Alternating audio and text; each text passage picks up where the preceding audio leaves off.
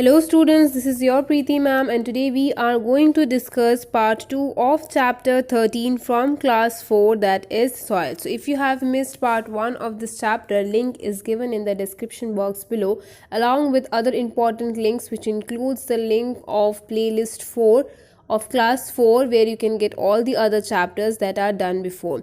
Also, you can follow me on Instagram and on my Facebook page where I upload the answers for quick assignment and hot questions given in your textbook.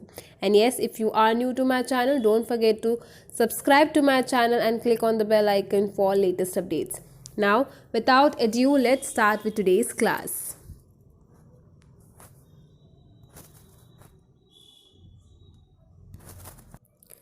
So let's start today's discussion from what does soil contain. Soil में actually होता क्या है? So soil is made of tiny bits of rock. Soil किन चीज़ों से बनी होती है? छोटे छोटे rock particles से, tiny bits से बनी होती है.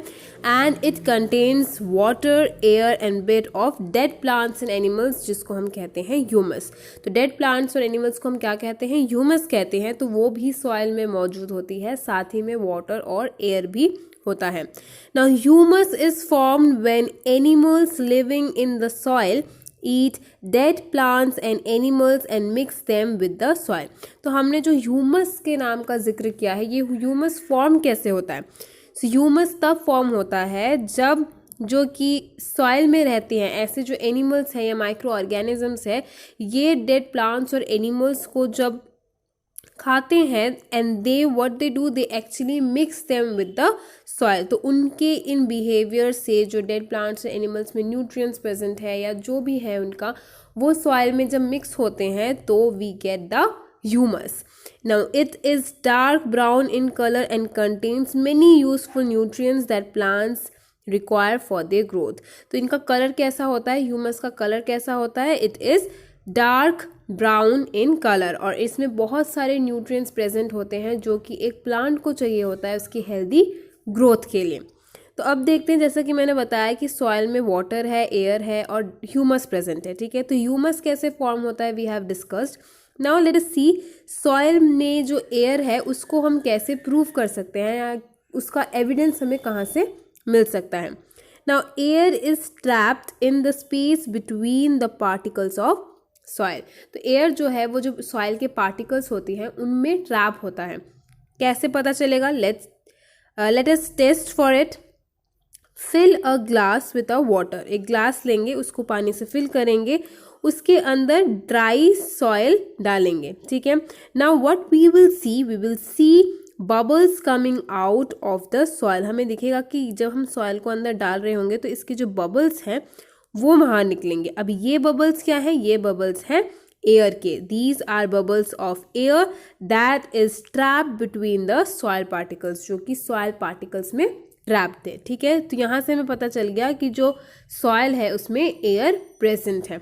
अंडरस्टूड? नेक्स्ट हम देखेंगे कि सॉइल में जो मॉइस्चर प्रेजेंट है, मीन्स सॉइल में जो वाटर प्रेजेंट है उसको हम कैसे फाइंड आउट कर सकते हैं, उसके एविडेंस में क्या है. ठीक है, सो सॉइल कंटेन वाटर ऑल्सो, जैसे कि हमने पहले डिस्कस किया था. जो वाटर है, the water trap between the particles of soil is called moisture. जो वाटर पार्टिकल्स जो कि सॉइल पार्टिकल्स के अंदर ट्रैप्ड होते हैं उसको हम कहते हैं मॉइस्चर. तो अब मॉइस्चर का चेक करते हैं. Now take a glass jar, fill half of it with soil, close it and keep it in the sun. हमें क्या करना है? ग्लास जार लेना है, उसके हाफ को हमें सॉइल से फिल कर देना है और उसको सूरज की रोशनी में सन पे छोड़ देना है. ठीक है, after about half an hour feel the inside of the jar with your fingers. अब हाफ एन आवर तक हम वेट कर लिया, हमने उसको धूप में रख दिया है अंडर द सनलाइट, और उसके हाफ एन आवर बाद हम उसके इनसाइड से, मीन्स जार का जो इनसाइड होगा अंदर से, उसको अपने फिंगर से फील करेंगे कि क्या चेंजेस हमें वहाँ पे मिल रहा है. ठीक है, so what we will find, you will see और फील ड्रॉप्स ऑफ वाटर. हमें क्या फील होगा? हमारे हाथों में, हमारे फिंगर्स में मॉइस्चर का फील आएगा, मीन्स वहाँ पे वाटर ड्रॉप्स का एक फील आएगा. Clear? And why is this so? This is because as the soil gets hot, the water in it changes into water vapor. तो जैसे जैसे soil जो है वो गर्म होता गया, जो उसके अंदर जो water trap था, means moisture trap था, वो water से liquid से gaseous form में जाने लगा, means वो water vapor में जाने लगा. This rises up in the jar. और यही है जो हमने अपने fingers में feel किया, जो कि उस jar में पूरा cover करने लगा space. ठीक है. The sides of the jar help in condensing the water vapor, which makes the inside of the jar moist. अब जो जार का कंटेनर का जो वॉल्स थे, उन्होंने क्या किया, उन्होंने उस गैस को कंडेंसेशन में, मीन्स उस गैस को दोबारा से लिक्विड होने में उनकी हेल्प की. और वही लिक्विड को हमने फील किया जब when we just touched the inside of the jar with our fingers. ठीक है. तो यहाँ से हमें क्या मिलता है, हम यहाँ से ये कंक्लूड कर सकते हैं कि जो सॉइल था उसमें वाटर भी प्रेजेंट होता है. ठीक है. अब क्या हमने कहा था, लास्टली हमने ये कहा था कि उसके अंदर जो dead living and the dead living beings होंगे, मीन्स प्लांट्स और एनिमल्स हैं, वो हमने क्या कहा था, ह्यूमस. साथ ही में now what we will find out that soil contains living beings. ठीक है. Now how we will find out? Soil is a home for many living organisms. Soil जो है वो बहुत से living organisms का घर बनता है. ठीक है. जैसे कि small creatures, जैसे कि ant हो गया, beetles हो गए, bugs हो गए, rats हो गए, इन सब का घर क्या है, soil. वो लोग यहाँ पे ही अपने burrows में रहते हैं. ठीक है, burrows में रहते हैं. Now during the rains you can see earthworms slithering around the ground. तो रेन्स जब होते हैं, जब रेनफॉल होता है, तो जो अर्थवॉर्म्स होते हैं वो स्लीदर करते हैं ऑन द ग्राउंड. स्लीदर मीन्स उनकी वॉकिंग को कहा जाता है स्लीदर्स. ऑब्वियसली उनके पैर नहीं होते, दे डोंट हैव लेग्स, तो that's why they actually crawl, or you can say the way they walk or the way they show their movement is known as slithering. ठीक है. तो अर्थवॉर्म्स को हम देख सकते हैं कि जब बारिश होती है हम उनको ग्राउंड के ऊपर स्लीदरिंग करते हुए देख सकते हैं. ठीक है. Soil contains germs. One such germ can cause a disease called tetanus. It enters the body through the cut or the wound due to rusted iron objects. तो सॉइल में जर्म्स भी प्रेजेंट होते हैं. ऐसा ही एक जर्म है जिसकी वजह से एक डिजीज होता है जिसका नाम है टेटनस. ये हमारी बॉडी में एंटर कैसे करता है, कट्स या वुंड में. जब हमें कोई जंग लगी हुई किसी आयरन ऑब्जेक्ट से या रस्टेड आयरन ऑब्जेक्ट से हमारी बॉडी में कोई कट होता है तो we get that tetanus disease. So इसीलिए हम कहते हैं कि जब किसी जंग वाली चीज़ से, आयरन ऑब्जेक्ट से हमें कट हुआ है तो हम पहले जाके टेटनस का इंजेक्शन लेते हैं, right. So that is because to make ourselves free और protect ourselves from that germs that causes a disease called tetanus. Clear. Next हम बात करेंगे सॉइल इरोशन के बारे में. तो हमने देख लिया सॉइल में क्या क्या है, वाटर है, एयर है, ह्यूमस है, and soil is obviously home for many living beings. ठीक है. अब बात करते हैं सॉइल इरोशन की. तो सॉइल इरोशन होता क्या है, let's first see the definition. Soil erosion is the carrying away of the top fertile soil by agents like wind, water and human activities.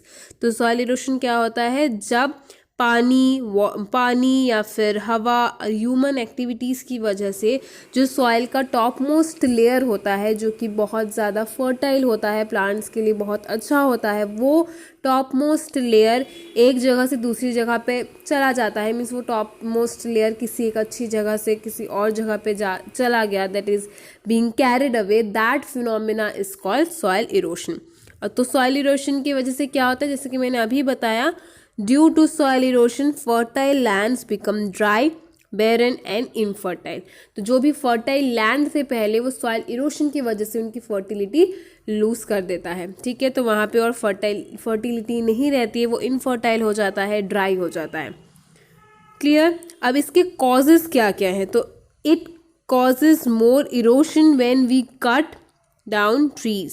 तो एक तो फैक्टर हमने पढ़ लिया था कि वाटर, एयर, ह्यूमन एक्टिविटीज़ की वजह से. साथ ही में इस सॉइल इरोशन में ज़्यादा कंट्रीब्यूट क्या करता है, जब हम ज़्यादा से ज़्यादा ट्रीज़ काट रहे हैं या फिर बहुत ज़्यादा रेनफॉल होती है, बहुत स्ट्रॉन्ग हवाएं चलती हैं, and faulty methods of crop growing are practice. मतलब जो क्रॉप प्रोडक्शन के लिए जो गलत मटेरियल्स या पेस्टिसाइड्स या इंसेक्टिसाइड्स या केमिकल फर्टिलाइजर्स को हम यूज़ करते हैं, तब भी हम अपने टॉप मोस्ट जो फर्टाइल लैंड होता है उसको वेस्ट कर रहे होते हैं, उसकी फर्टिलिटी को बर्बाद कर रहे होते हैं। ठीक है, सो ये हो गए हमारे कॉजेज सॉइल इरोशन के।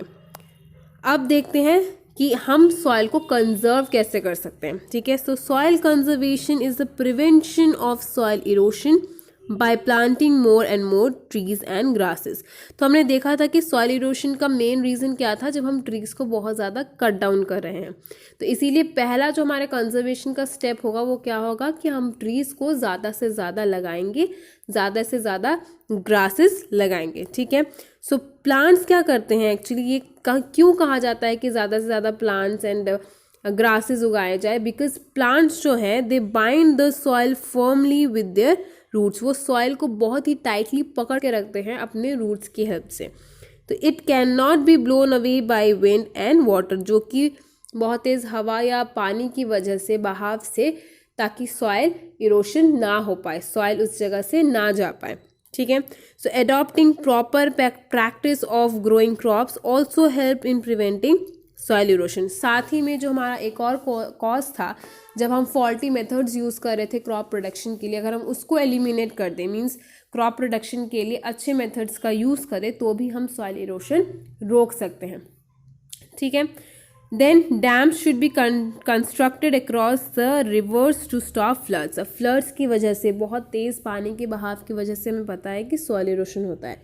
इसीलिए नदी में हमें क्या करना चाहिए, जो रिवर बैंक्स होते हैं वहाँ पे हमें डैम्स को कंस्ट्रक्ट करना चाहिए, जिससे कि हम फ्लड को कंट्रोल में ला सके, उसके जो पानी का जो बहाव है, जो उसका स्पीड है, उसको थोड़ा कंट्रोल में ला सके।